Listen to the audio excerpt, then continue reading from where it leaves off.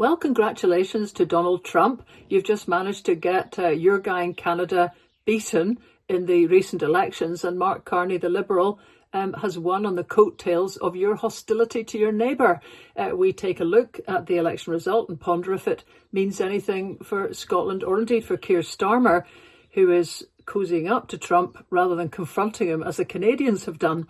We look also at Kneecap, the Irish band, and whether their apology is enough, whether they're right when they say the establishment is combing through all their lyrics to find ways to silence them over their views on Palestine and Gaza, or whether they've just made a really bad move with those offensive anti-Tory MP lyrics they came up with several years ago, or all the above. Those are the headlines.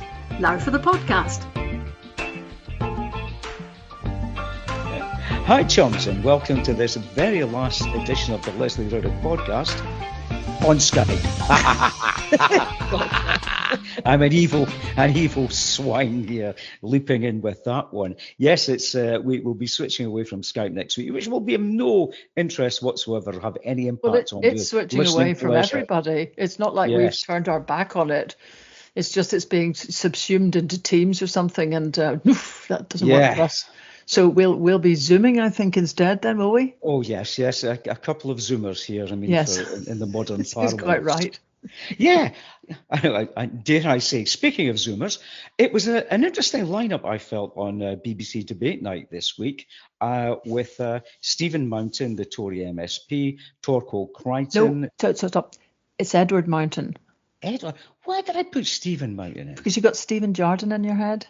That's probably it. That is definitely it. That's it. So, Edward Mountain, Torquil Crichton of the Labour Party, Fergus Ewing, the SNP representative, which I thought was a rather strange one, which we might talk about in a moment, and Alan Savage, the guy who's ridden to the industrialist, who's ridden to the rescue of Inverness Calais Thistle.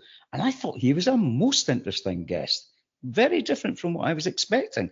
Yeah. But I thought it was an odd one, an odd lineup, in the sense it was very much an Highlands lineup. But the Fergus Ewing is the sole person allegedly from the Scottish National Party, which when I listened and watched the whole debate, I mean, did you feel at any one point you were going to be compulsorily obliged to defend the SNP's record in government, which you didn't? No. But then neither did Fergus, obviously. I mean, there was a stage where Torquil got stuck in on, can't remember if it was ferries and, lack of provision problems. And Fergus just sat sort of looking ahead, so he's standing down, and he might stand as an independent. I do think he's got really chronic arthritis. I mean, anybody that can see him would see he's struggling with a lot of pain. So I would kind of hope for himself that he really thinks about that, because it's a tough gig. But no, the thing for me more was that I had a bit of a kind of rant basically about the kind of prices of electricity and I mean all the questions are the same, and there's no surprise in those choice of people, Pat, because it was held in Inverness. So I don't know if that came across or not, but you wouldn't be you'd be having people from the Highlands and Islands. Maybe I was the surprise in that, although I suppose having written and stuff a lot about land reform, I mean, it's weird because to me Inverness feels like a home gig.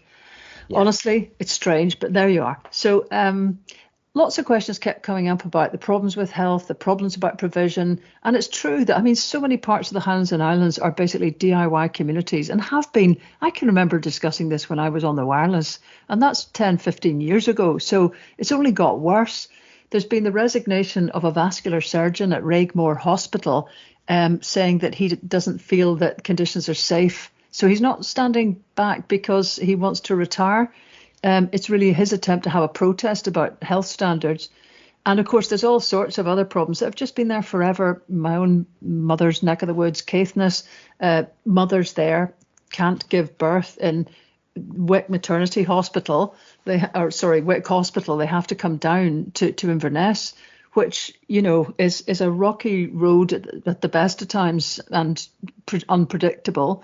So an awful lot of mums are ending up coming and spending 1 week, 2 weeks, basically, with the added expense trying to stay somewhere close to Inverness, which is ridiculous.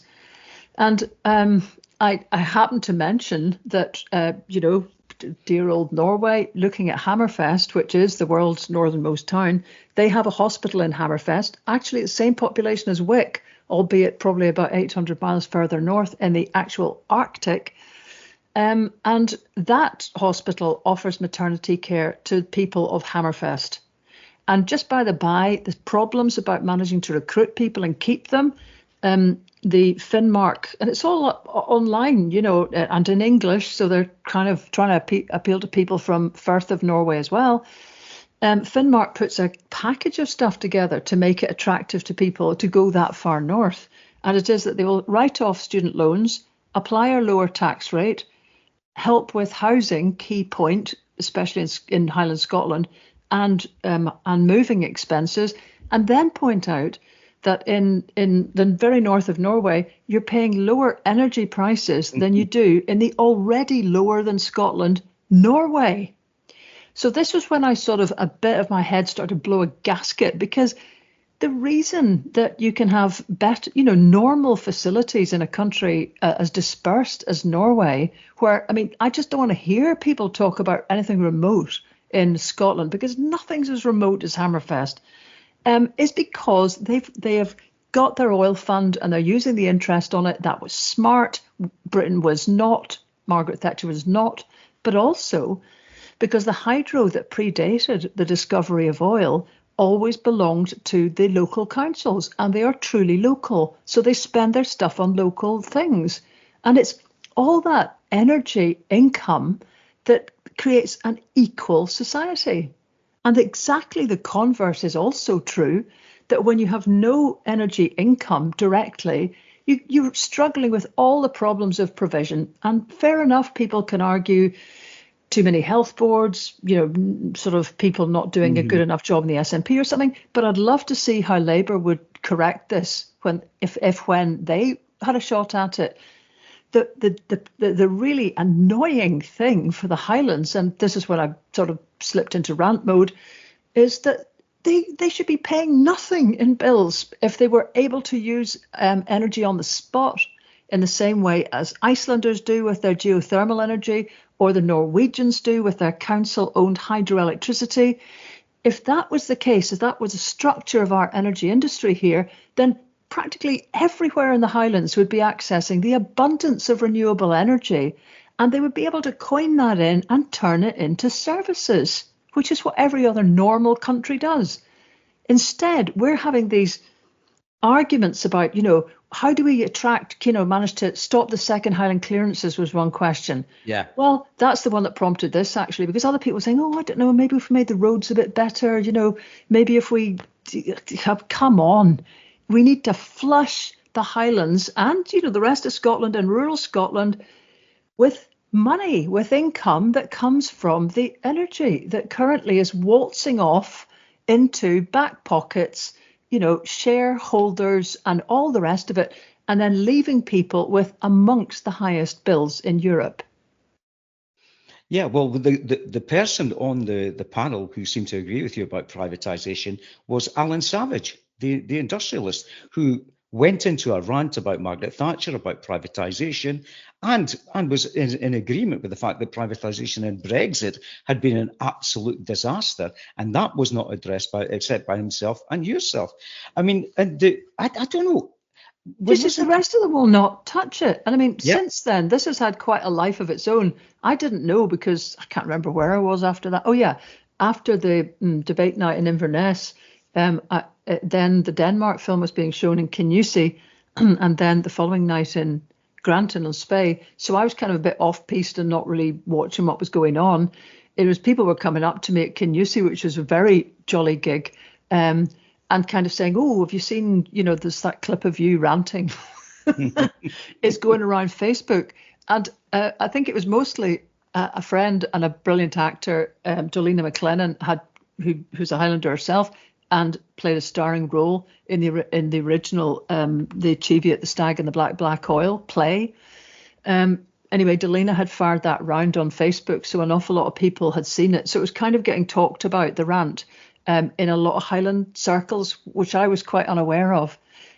So anyway, that had legs. And the weird thing about it is that, for a lot of people, that's the first time they've heard anybody say, this is how this could be. And I must say, I did also say to the audience who were sitting looking at me, blinkingly, you should get angry, which resulted in nobody getting angry actually at all. Because, that I know, because my lot are sort of Highlanders, people really keep a calm such, as my mother used to say. Yeah. Everyone's very, very calm. There's not much volatility or anger there.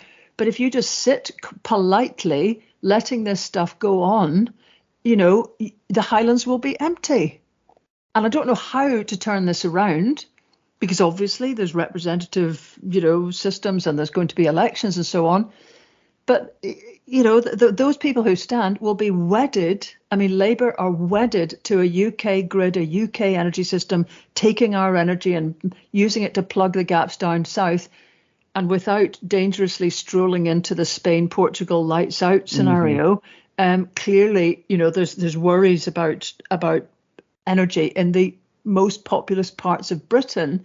So that's always going to, there's never going to be any, here's the kind of, they're not even going to look at locational pricing, which I think, Pat, we should try to get someone on from Octopus and do a special podcast about it, having also heard the other side of it, from the guys who say you need the excess money to invest. But anyway, and the SNP don't seem to be embracing this either. Because I'm in the course of making a little film about Applecross, my God, it's all go.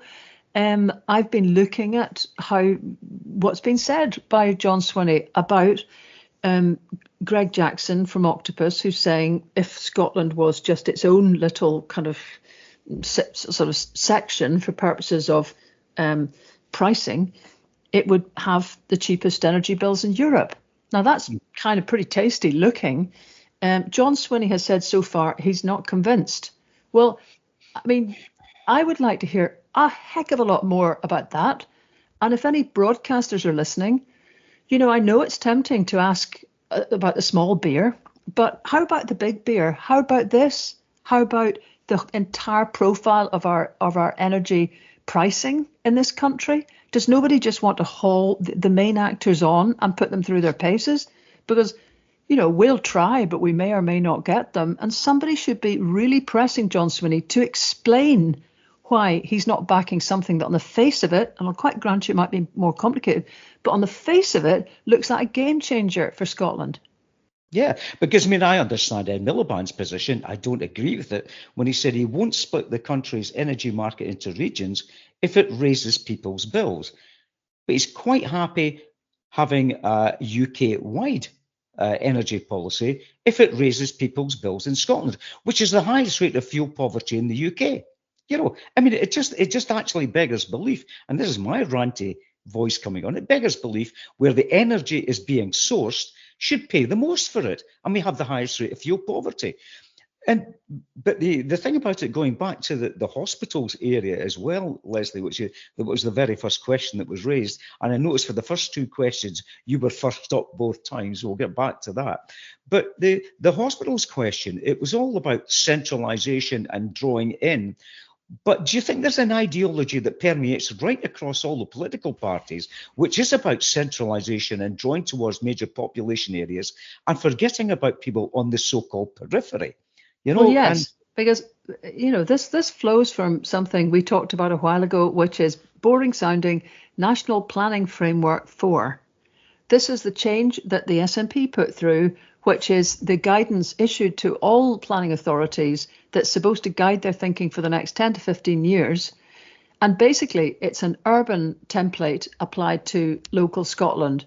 And it has all sorts of gloomy kind of prognostications, mostly that new build should be concentrated in existing towns and not sort of scattered in hard to connect, how will we ever cope with it, sort of, smaller areas, villages or anything else. And it also looks to create 20-minute neighbourhoods. Now, I'm sorry, I should have given a blimmin' health warning to everybody in rural Scotland that you should just lie down now because you may feel you want to laugh. You know, this 20-minute neighbourhoods where everything that you need should be available. Right. So the Highlands is actually larger than the country of Luxembourg. Let me think. How does that work?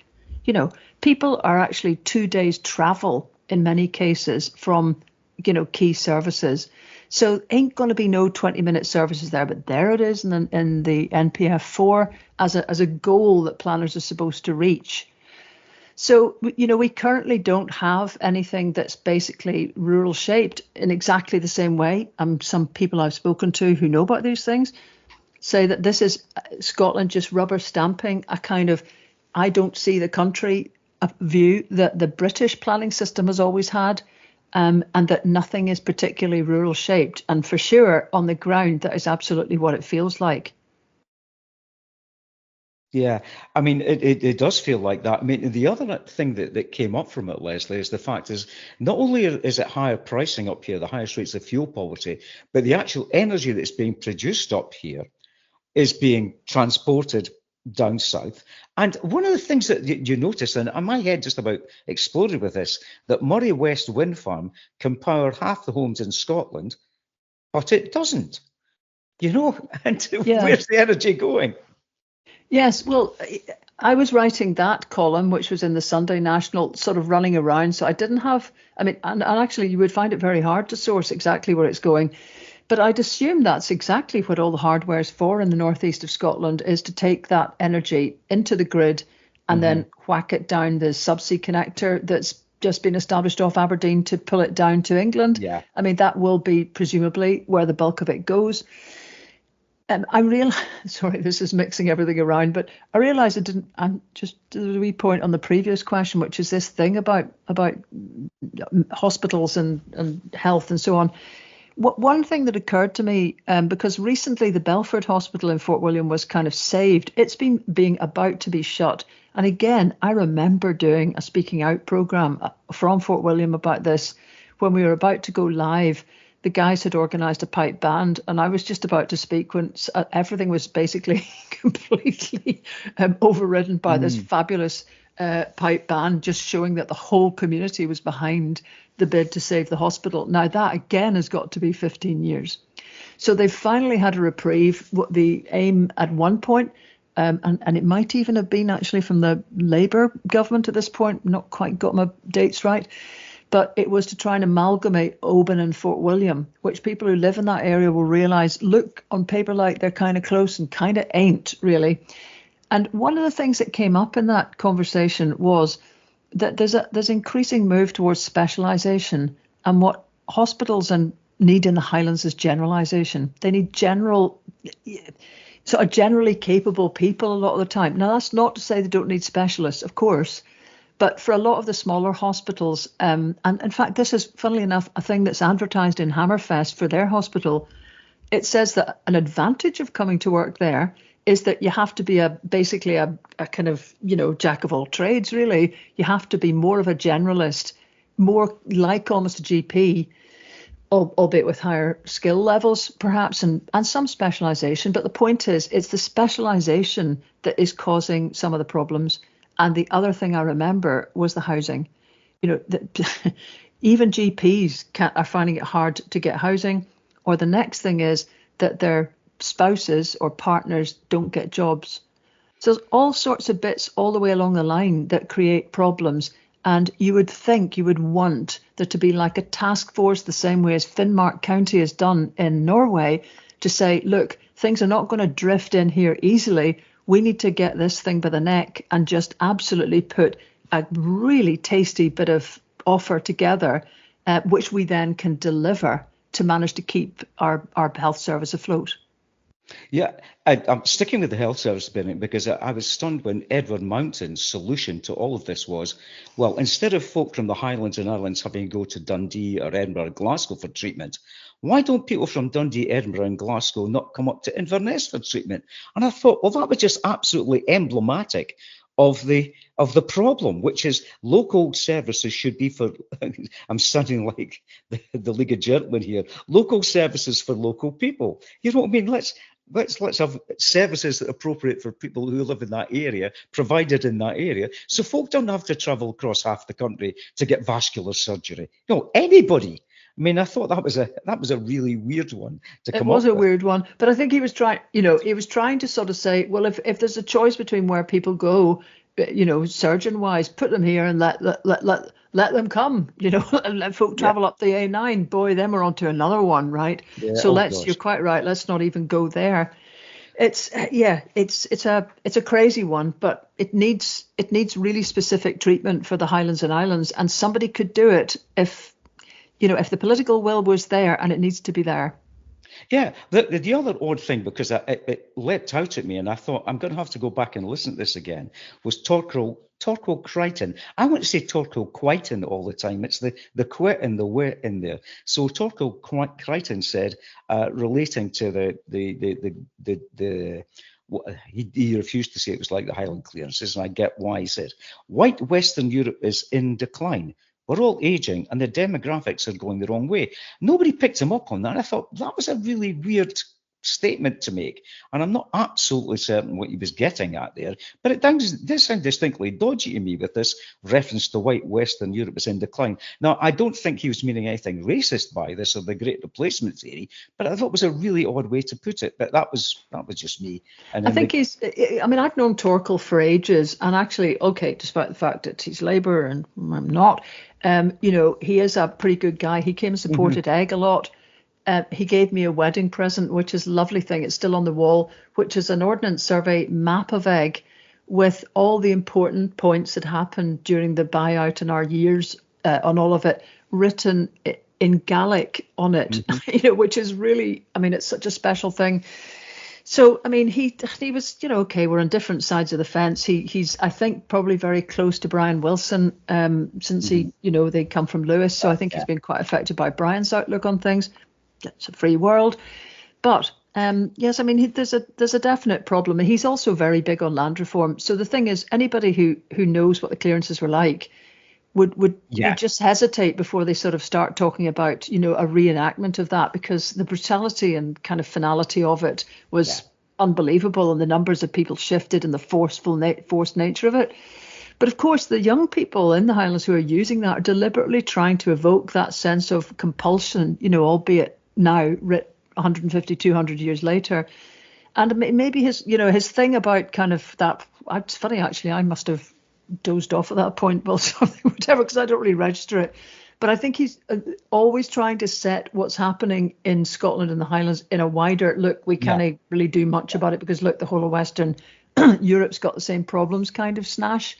Yeah, fine. Then you've got to work harder. Then you have to just totally recognise what you've got. And then you have to say that if the Western Isles was able to keep its own energy supplies where it is, they would have zero bills.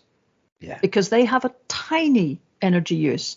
Now, come on, Torquil, I know you know that that's the solution, but you won't say it. No, completely enthralled to the Labour Party line, which is an MP, he's bound to be. But it was one of the other things you actually raised, and it's not as if we've not spoken about this before. It's Scotland's oil was the great battle cry and the rallying cry for Scottish independence. And why do you think John Swinney has this reluctance to turn around and say, it's Scotland's energy, it's Scotland's wind, it's Scotland's tidal power? Why isn't that at the forefront of everything we talk about and everything that the SNP needs to actually get on the front foot about independence? Honestly, I have no idea. I don't know if it's because the whole question of energy is reserved so that it feels like that will get him back into, everyone will say, oh, that's not under your control, whatever. Whether he personally is the kind of person, unlike Alex Salmond, who isn't sort of saying, look, here's how we want, here's I'm doing blue sky thinking. In this blue sky possible future, we have our energy resources, and by gum, everything changes. John Swinney's approach seems to be a lot less blue sky and a lot more managerial. So there's probably plenty of things that don't get a mention. However, this is ridiculous. It's just, I would love to know why the SNP don't batter this endlessly, albeit endless tends to, numb the senses somewhat. So what it needs is an imaginative, changed and civic campaign as well. And it's just, it's long past doing. I think as well, though, that it's funny that, it's Scotland's oil really worked for people, because that really pulled a lot of people into the idea of independence. It's Scotland's wind just doesn't have the same sort of cachet, And maybe that's still because people are sort of think renewables is something that will happen eventually, whereas we're actually being powered practically now completely today by renewables. And I don't know that, I don't know if the British government, they don't care who knows what about it, but it would be important for the Scottish government to let people know constantly where we are. I mean, I would have the 48 sheets that should be permanently hired by the Scottish government with just a rotating amount of information as to where we are today. It would be nice to have ticker things that could be put up to say how much energy you use today is renewable and comes from Scotland, essentially, what we're producing into the grid. So all of that needs to be done before people go, wow, okay, I see. And I think that's when people would begin to sort of, question what it is, what return they're getting in Scotland for having the incredible resources we have. And of course, the very first question on debate night was about the Supreme Court decision. And I thought it was a very civilized discussion. And a couple of the other ones, I watched the Politics Live yesterday, and again, it was a very civilized discussion that was taking place, very thoughtful. And I genuinely believe that about right across the panel. And you were up first on that one. You must be thinking, oh, goody, I'm the one that gets to jump in on this. Thanks a bunch, Stephen.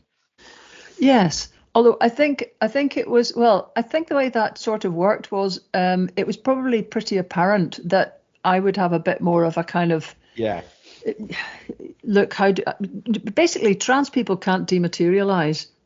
They've got to go somewhere. I mean, literally got to go to toilet somewhere. Yes. They've got to go somewhere. They've got to be somewhere. So, okay. And I prefaced all my remarks with, my feminist credentials in case I'm sure somebody will want to take a pot shot, but I haven't exactly spent most of my life twiddling thumbs and not trying to push the cause of women. But anyway, that's all being said. And there were nonsenses that I think everybody could look at and say, the case of Isla Bryson, a rapist who was put in a woman's jail, totally wrong on all sorts of counts. The women who've been sacked from positions for saying they believe women are biological adult females, that's also a nonsense.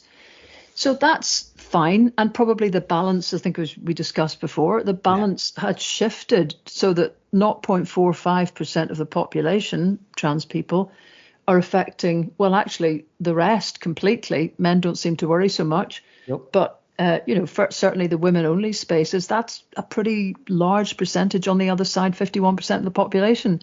So, okay, if the balance was wrong, that Supreme Court ruling has changed that balance. But we've still got this problem and lots of people are raising it now. I took a deep breath and went for it with that audience and said, do you know what I had spent the earlier part of that day discussing with a whole bunch of 17 to 21-year-old young women, because I was staying with pals who had 3 daughters and they got some of their friends around. And I was really, really took in how outraged they were on behalf of their own trans friends about this. And you'll note as well that, for many people, the situation they conjure up is a young woman stuck in a changing room with essentially a hairy guy, however you want to put it. Mm-hmm. Well, a lot of young women are the strongest supporters of gay people, trans people, and essentially letting people do what they want. Now, I'm not saying everyone. This is not, haven't gone out with a kind of, proper survey, but nearly everyone I spoke to, including some of the staff that night, had made the same point, that they were just quietly pretty aghast. The other thing that struck me, and I think I said it, was, on the BBC's headquarters in Pacific Quay, which were designed, I'm trying to think now because it was just after I left, it would be 20 years ago, were designed with gender neutral loos. So they're just cubicles that humans can use, no matter who. Schools have been like that for quite some time.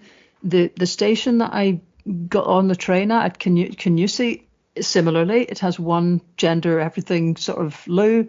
And then Stephen pitched in that actually the venue we were in, which is Eden Court, similarly.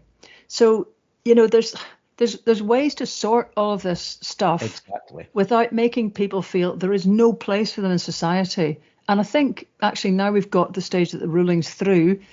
Of course, there are people that want an apology and all the rest of it.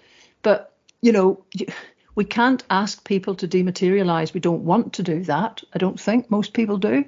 And so now we just have to find a sort of gentle way through this so that everybody is accommodated in some kind of way. And some of that might well have to be done sort of bending the rules, because the rules currently are that, someone who has transitioned to the opposite sex than they were born in is supposed to go back to that one, so that somebody who looks like a man is now supposed to use a woman's toilet. I mean, it doesn't make any sense, so I doubt they'll be doing it. Utter nonsense there. And just again, if anecdotes are allowed to be introduced here, I, after the gig on Saturday night, was in Dundee waiting for a bus, which never turned up. But again, it was 11:30, nearly midnight, and there were all sorts of folk wandering about Dundee with a good drink in them, having a good time. And they were very obviously non-binary, gender fluid, trans people mingling with, and Dundee's a very working class, rough old place. And there was not one suggestion of anybody getting annoyed, getting angry, picking on people. People were just going about their business, having a good time on a wild Dundee Saturday night. And I think that's again, to get back to it, when we actually take a look at allowing people to live their lives, that to me, on reflection, because it was really interesting. And I thought, well, it says a lot about the way things have moved on, while still taking into account exactly what you said. And I was nodding furiously in agreement with you. You were on debate night talking about the fact that things had gone too far. There were obviously glaring things that were happening. But worst case scenarios should not be the point that actually defines everything that everybody does. And the point that you were making, I am quite certain I've been in a gent's toilet when a trans man has been in and using the lavatory and gone into a cubicle. Big deal. Yeah, it is. And the thing that was interesting about it was when I did my wee bit, a lot of hands shot up in the audience, and I thought, oh God, here we go. Yeah. And amazingly, each one of them was making similar points. One guy, I think it was, who had said something about the higher suicide rate amongst trans people. Mm-hmm. Each one of them in turn, I was waiting for somebody who would come down on me like a ton of bricks for even having sympathy. And it didn't happen. And I think that, that's not to say the entire spoke to people afterwards. And there were people who do feel they want an apology, women who feel they want an apology and actually do feel quite angry about what's happened. But essentially, because somebody started the debate in a more sort of tolerant direction, it kind of brought forth that it sort of almost empowered people who would have sat on their hands, and very possibly made people sit in their hands that were, expecting a sort of angry opening and then would have wellied in. So who knows anyway, but I think that probably is why I was called first. It's sort of, it then became harder for everybody else perhaps to be different. Yeah, well, I got the sense that people on the panel didn't feel that way, which I think is far more representative than the angry outliers on either side. Talking about being angry, Kemi Badenoch's angry, Keir Starmer's angry, the Jewish Chronicle's angry about Kneecap, because their appearance at Coachella, where they actually put up pro-Palestine, F-Israel statements and everything like that, and got the crowd to chant along with them, seems to have set a hair coursing, which has resulted in footage emerging of a member of Kneecap allegedly reading a Hezbollah book and chanting instead of "Ooh up the Ra, ooh up Hezbollah." And the call from Badenoch and from a Labour MP that they should be banned from Glastonbury. And in response to a question at the STUC, I think it was yesterday, the John Swinney turned around saying they should be banned from TRNSMT, not because of the statements they made about Israel, but because a gig again back in 2023, the only good Tory is a dead Tory, kill your local MP, for which they have apologised to the families of the two, Joe Cox and David Amess family, apologised profusely for this. And, I was reflecting on this. There's a terrific book called Folk Devils and Moral Panics, which charts the history of these, again, folk devils and moral panics in British popular culture. It goes right back to American horror comics, Elvis Presley, the Rolling Stones, the Sex Pistols, the Beastie Boys, and at some point, and it's usually a pop group or a band that somehow cuts through and scares the establishment half to death with its popularity. So, I mean, it's again, I've used the phrase, it's an interesting one. And I don't know if John Swinney would have got involved if the question hadn't been raised at the STUC, because I think it might have been one you just steered well clear of until the actual reality comes out of what was said. But I think he was obviously blindsided by this and didn't want to appear to be on side of people who were apparently and allegedly calling for shooting your local MP and supporting Hamas and Hezbollah. Yeah. I don't know the circumstances of that, although he was allowed to make a comment about them not appearing at the TRNSMT festival in Scotland, which suggests that somebody had framed it precisely that way, or he knew. In which case, I still think John is not averse to avoiding all controversy about anything when he's wanting to. So I do wonder whether.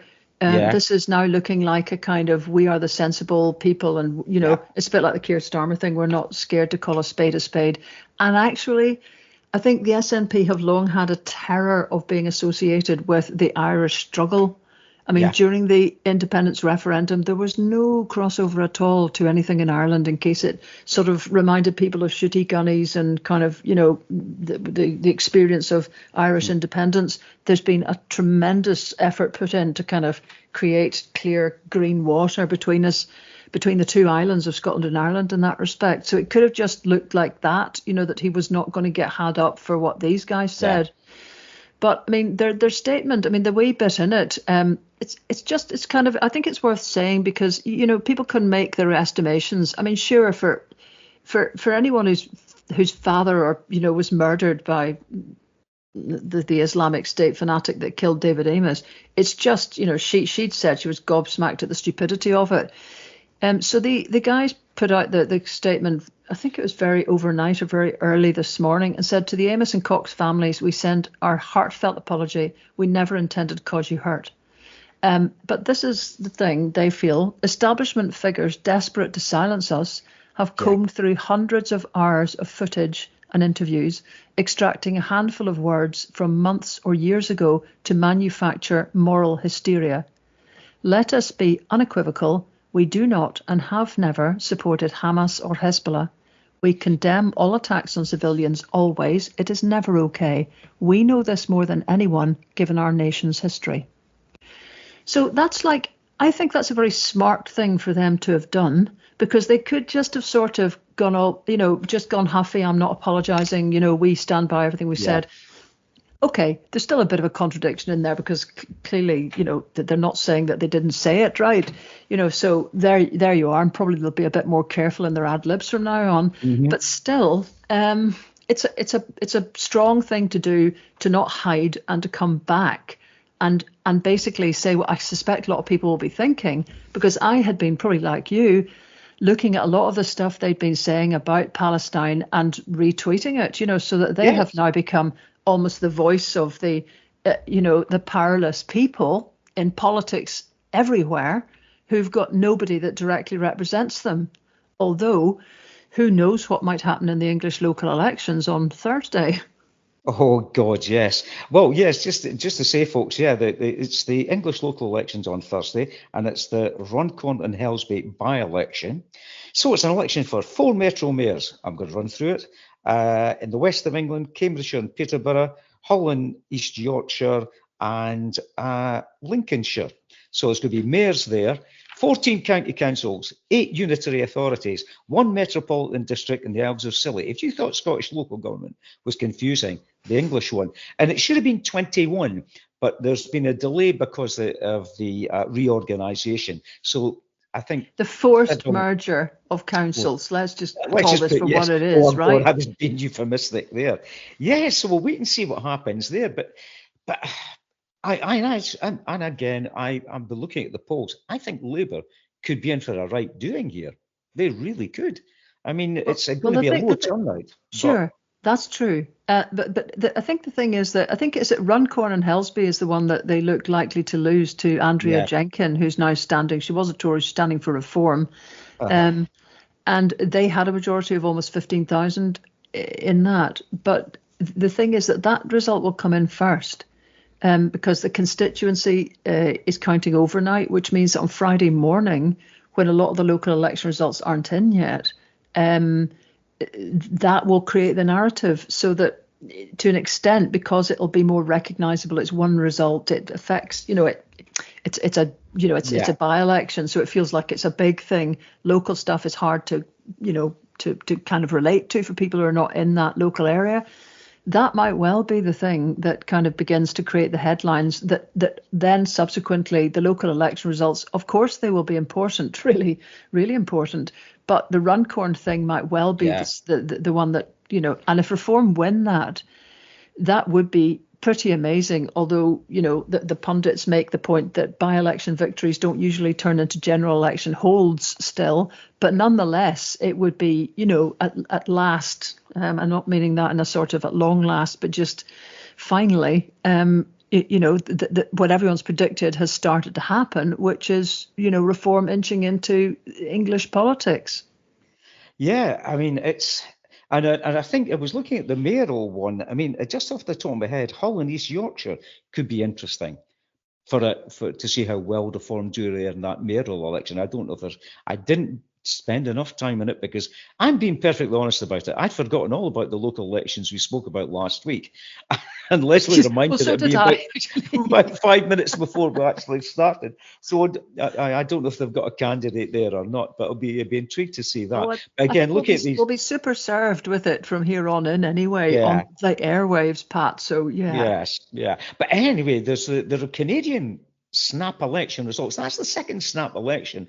But just tiny before you move, just before you move on, though, it's interesting that what's happening at the moment in that Runcorn seat is that the Tories are saying that basically, well, Esther McVeigh, who I don't know if she is still or was a Tory MP, is basically saying the Tories you should just sit it out and let Reform win, because that will basically stick it to Labour. So apparently in that seat, the Tories are doing nothing. So basically Labour have got it all to do because essentially it's just Labour versus Reform. And I noticed that that Starmer is trying to kind of jazz it up a bit with a couple of announcements, one of which is pretty serious, which is that they're basically announcing that they're going to stop sex offenders claiming asylum in the UK. That's kind of in the wake of the Abdullah Izadi case, where he basically attacked a woman and her daughters with chemicals, but he was a sex offender and he was granted asylum. Actually, it's pointed out that even if they change the law, that doesn't stop a migrant using the European Convention on Human Rights to try and block the removal. So it's still a bit of a thing. But the other one that's just been announced this morning, wait for it everybody, is that in England, prescription charges will be frozen. Oh yes, at just $9.99 for another 12 months.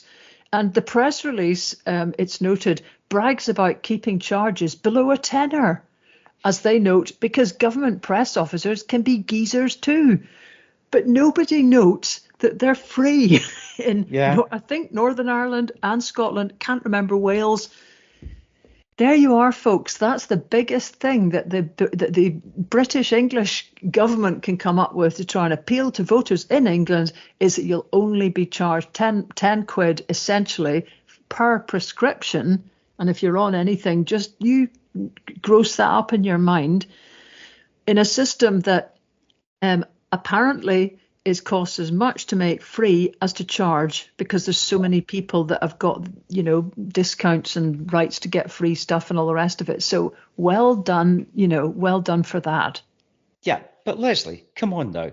We know it's completely unfair and it should not be allowed to compare Scotland to England when Scotland is doing better under the SNP government. No. We can't do that. The only time you're allowed to compare England and Wales with Scotland if Scotland is allegedly doing worse. Now we've got to be fair here. We've got to be balanced. So let's just cut this out because Scotland is doing better. Right. That's that. But the Canadian snap election, second snap election in the last 5 years, because 2021. Trudeau called one then, and lo and behold, the projections are thus far that the Liberals are up 14 seats to 167. The Conservatives are up 25. The losers are the Bloc Québécois, who are going to be down 10, and the NDP, who are a Social Democratic Socialist Party, lost 17, and the Greens have lost 1. And it's been an absolutely remarkable turnaround since Mark Carney took over, and an absolutely remarkable turnaround, not since Donald Trump was elected, but since Donald Trump's inauguration, because the Conservatives were at 45% in the polls. The Liberals were at 22% on the 20th of January when Trump inauguration took place.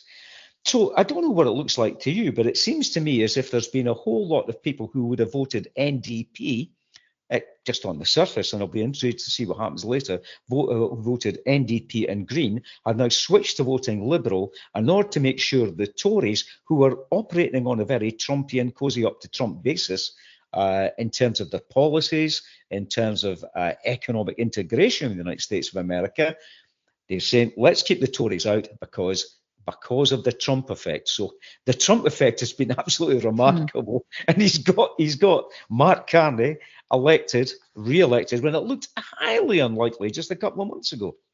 Aye, it is fascinating. But there's a number of things in it. I mean, first of all, the value of a good resignation.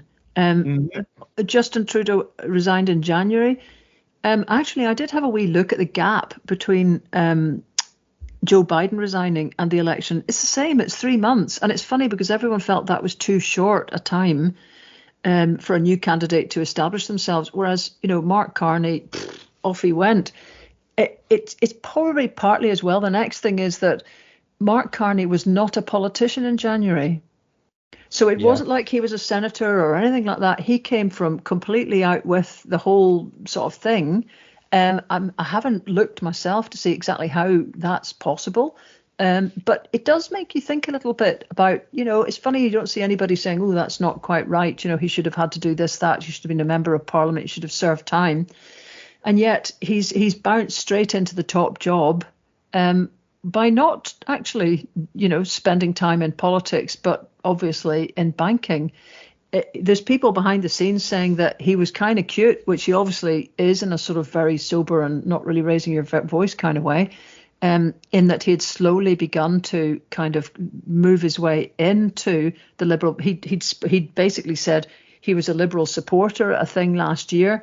But despite lots of people thinking he would be called in to be, in charge of finance, or for Trudeau was trying to bring him into the government, sort of shore up his government, he still kept that, at arm's length and waited for the perfect storm, which was created by Donald Trump. So that, when he's able to kind of say now and just really look down the lens of the camera and just say, that Trump is basically trying to turn Canada, as Trump has actually said very clearly, into the whatever it is, the 50 whatever state.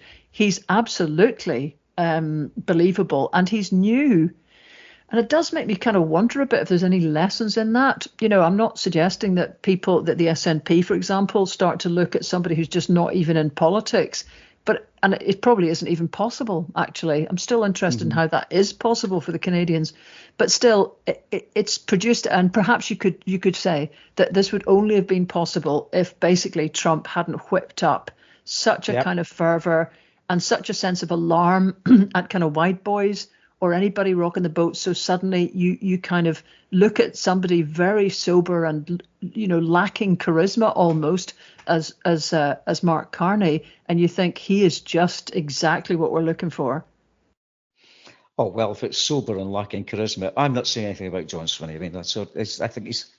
We'll leave that one there. But no, it's been an absolutely remarkable turnaround, and I'll be intrigued to see, because what Carney has actually said is that he wants to establish better relationships with the UK and Europe in terms of international cooperation and trade and economy and working together across all sorts of areas. So it'll be interesting to see what happens there in terms of foreign policy. Well, it will, because it's like a wee mate for Keir Starmer, you know, another wee mate, Yes. you know, who's got, you know, on the sort of Laboury side of things, except that Mark Carney is absolutely not doing kumbaya with Donald Trump. You know, Nope. the Canadians, all of them, have just been as hardball as you like in terms of their response to their neighbours and, you know, the nonsense coming from America. And perhaps that any combination of the two of them will only accentuate the different approach they've taken. Yeah.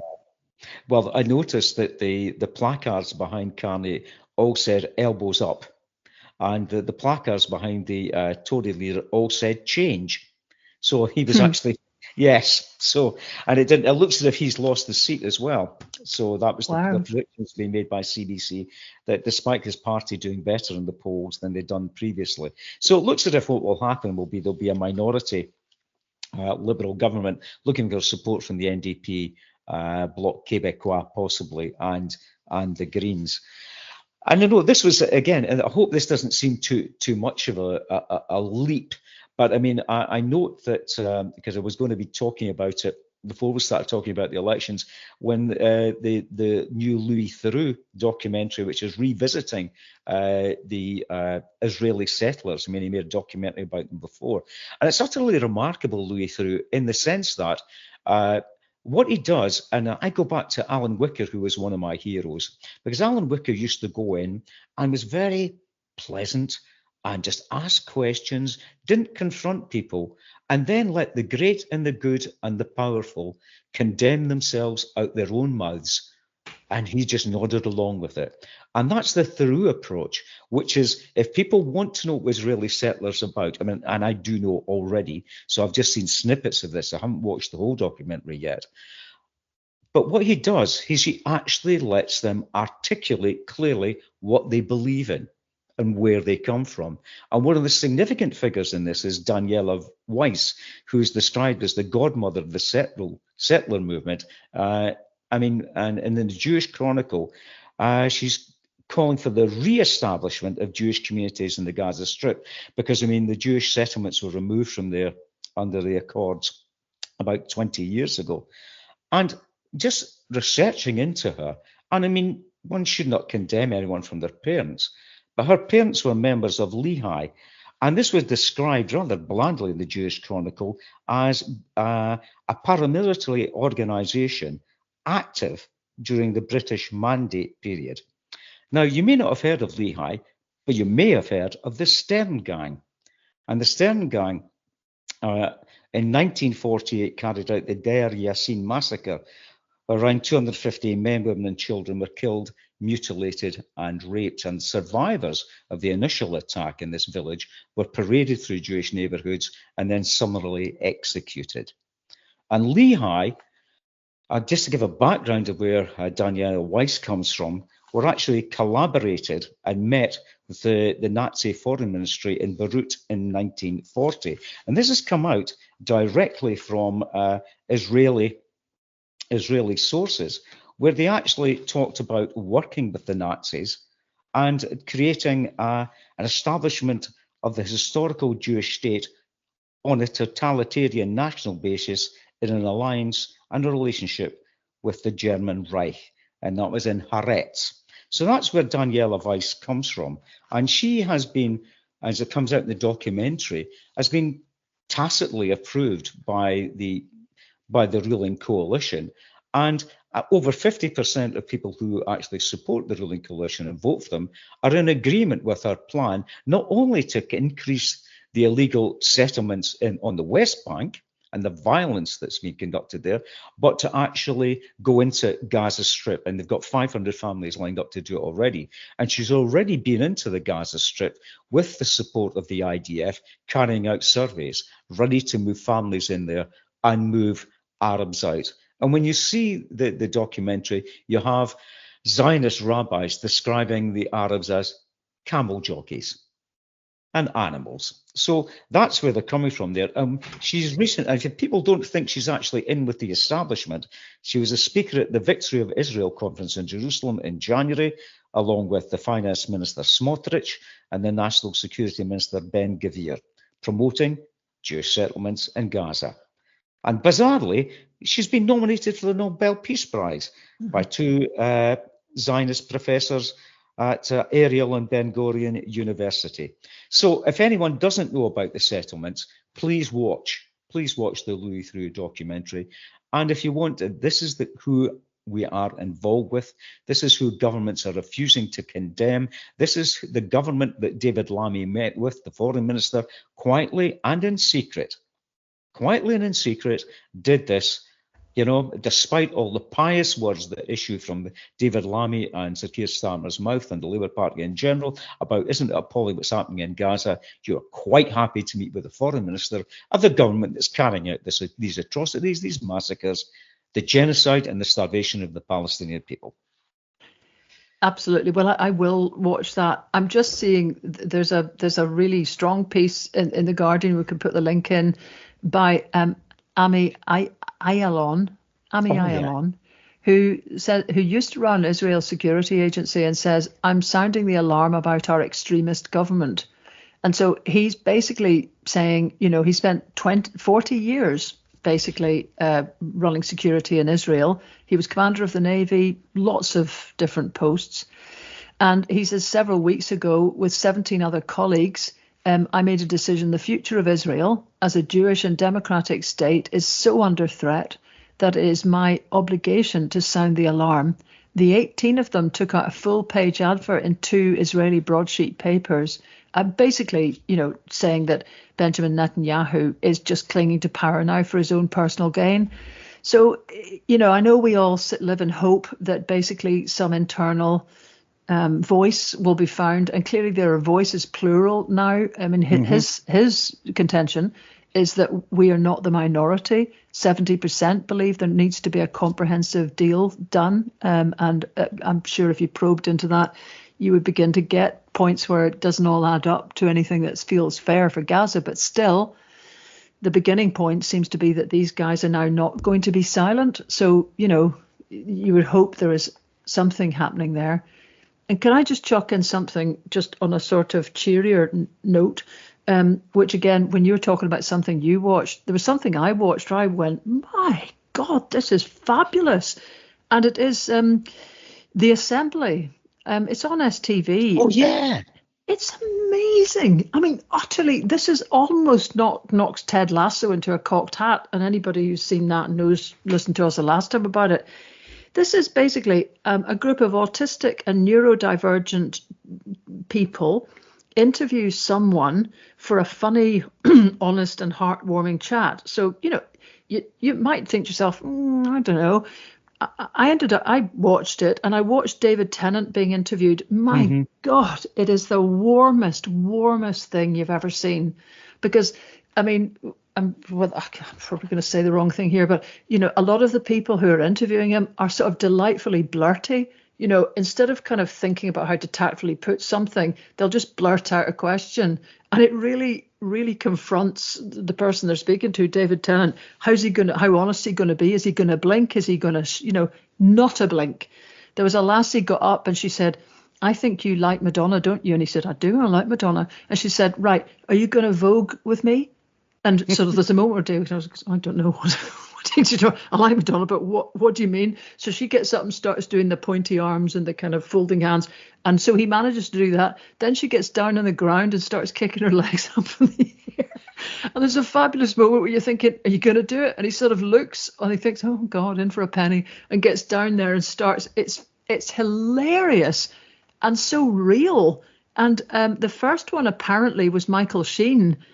I wish I knew the whole background to this, but apparently the BBC started it with Michael Sheen and then sort of seemed to have either given up the format or the rights to it because it's now hopped onto STV. Big miss, BBC, because it's just utterly heartwarming and brilliant. So, I mean, I'm totally ready to see who comes next. But again, we'll put the link in there. But please, everybody, just let yourself have some time off and just watch this. It's only about 15 or 20 minutes or something. It's the loveliest thing you're going to watch. And please note, Michael Sheen and David Tennant, two of the good guys. Yes. Two of the good guys. And it's, lo and behold, it turns out like that. And a bit of good news as well. I mean, a cheery upper. There's been a decision reached on appeal by a community group in St Andrews called Poets Nuke, who want to put a public poetry garden on overgrown land that's been lying abandoned and owned by a landowner company called Fourth Tay. Been sitting there for years, an absolute eyesore, and they want to dedicate this land as a poetry garden, public poetry garden, to Mary Queen of Scots. And the company appealed against the Scottish Government decision, I think it was taken 2 years ago, to compulsorily purchase that piece of land. And that's a landmark decision because it's the first time that privately owned land is being forcibly sold to a community group in Scotland. And I hope this is a precedent for other community groups. The Scottish Government seems to think it is because it's under the Land Reform Act 2016. And the reason they got it through was if you can persuade under the Land Reform Act, it is likely to lead to further sustainable development. It's in the public interest. You too can bid to buy land under compulsory purchase. The only thing about it is as is usual with these things, Lesley, there's always a but it's again the valuation that takes place. I mean, I would be stunned to discover just how much this little patch of land in St Andrews costs. But I mean, it's apparently at market value, it'll be valued. Or if there's an agreed price as if it were between a willing seller and a willing buyer. And if the community group isn't happy with it, this can go to appeal and you can actually ask for a grant to help you meet the costs if you don't have enough money as the community group to actually buy it to whatever valuations put on it. But despite all those caveats, it's an interesting one. One, it's the first time that's happened, and that's 9 years it's taken for that. Well, quite. Two, I mean, geez, that's one way of looking at it. I mean, I'm sure the Scottish Government's very happy because somebody has finally used a bit of legislation that sat there for 9 years being unusable. Yeah. And I mean, there's many things you could say about this. One is that the proposal was there for a compulsory sale order for councils because the compulsory purchase thing doesn't work because most councils don't want to take old shitey bits of land or anything onto their books. So compulsory purchase doesn't work. This was suggested so long ago, a compulsory sale order. I mean, I know we've said this before, Pat, but, the Scottish Government just put it in the back stock and said, we'll get round to that sometime. We haven't bothered. Now, the compulsory sale order would let a council say, we're forcing this to go onto the market and you don't get to argue anymore. This is going to go to sale. Now, you could then put, restrictions or choose who buys it or whatever. But that was the mechanism that would get an awful lot more derelict land actually on the market. And the Scottish Government has done nothing about it. Now, again, St Andrews sits within the vastness of Fife, which in 1931 had something like 87 councils and is now one humongous council, one of the 7 that's larger than a small country. If we were normal, St Andrews as a town, as a very large town, would have its own council, would have been able to do a compulsory sale order, would take all that hassle off the community and would simply force all the dereliction around it, like everywhere in Scotland could do, to get sorted out without everybody having to go through business plans, mapping exactly what they want, getting contradicted by somebody, having to remap it, all the stuff that goes into the community efforts that happen, which absolutely are, well done to these guys, but I'll bet you they'll have to sort of lie in a blooming darkened room for probably the next 5 years on it. And it shouldn't have to take this. Well, and I'm really, yeah, exactly. I'm really looking forward to seeing what the garden turns out like and what a public poetry garden will actually be. And I mean, another cheery upper, I mean, which I required after the lunchtime football result. I mean, it was 5-0 Celtic. Oh, well done on winning your league. And yes, but 5-0 Celtic against Dundee United. I went to see Rod. Yeah, I know. And I've got to say this. Well done, Pat. That was I've got a load of pals. Gracious. I've got a load of pals who support Celtic who seem to assume that I will not be offended by the fact that we got stuffed 5-0. Just because I am not anti-Celtic. I'm pro Dundee United. So that's that one out the way. But I went to see Roger Daltrey that evening, and it was a really interesting experience. I was absolutely mobbed at the Care Hall, and Roger's 81 now, and the voice is still there. The voice is still there, utterly remarkable. Brilliant band, eclectic fiddle, accordion, all sorts of things to do. And he did a lot of the classic Who numbers from Who's Next with this no synthesizers. And it was brilliantly done. And Roger, and I just say, and musically, absolutely fantastic. I don't know if he's seen an audience like that was just so up for it right from the beginning. And what he talked about was the power of live music. And he also reflected, and Roger's got some interesting perspectives here. I mean, we all know he was in favour of Brexit, but an interesting admixture, which I think gives an insight possibly into what's going on politically in England, in that he's for an NHS free at the point of delivery where everybody gets the service they require, bar none. He talked about believe this or not, he said that probably the happiest time of his life when he was working in the sheet metal factory and the camaraderie he felt with his fellow workers. And you're thinking, hang on a minute here. And yet he has all these other aspects of them that which actually came out in terms of Brexit and some right-wing perspectives. So it was an interesting one there, but musically, to go back to it, it was an absolute delight and brilliant to see live music performed by someone at 81 with all the foibles of being an 81-year-old. He said himself, a grumpy old man being on stage. But it was live, it was vibrant, and it wasn't no auto-tune, no miming, nothing like that at all. And he gave credit, and he was singing songs by people like John Fogerty, Creedence Clearwater Revival, and he said this is the only way that musicians currently make money.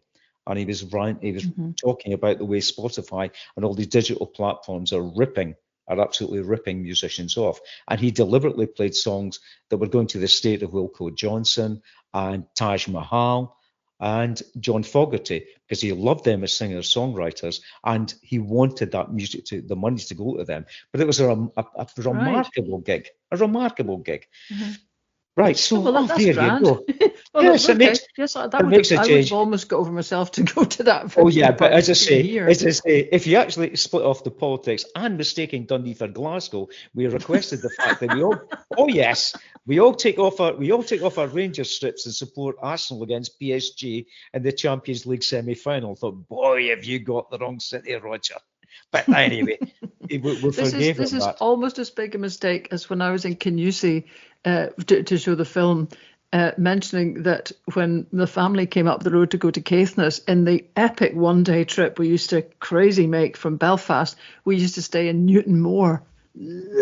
Oh, these are dear. like Wigan Thurso, all the local enmities, but actually, to be honest, half the audience were from Newton Moor anyway. But what really struck me was what cheery little villages these are, and how those shinty teams are absolutely at the heart of everything. I mean, people I met who are not interested in other sports they got Saturday in the diary. They were all going down to support Kneecap. So as per your observations about, different sports create different kind of spectators and different kind of supporters. The shinty, I mean, I wish I could have stayed there, actually. I was so excited about it. I would have stood and watched a shinty match as well next time. On that note, and with a cheer for Kneecap and Newton Moor and the sun. And the sun. We'll see you on Zoom next week, chums.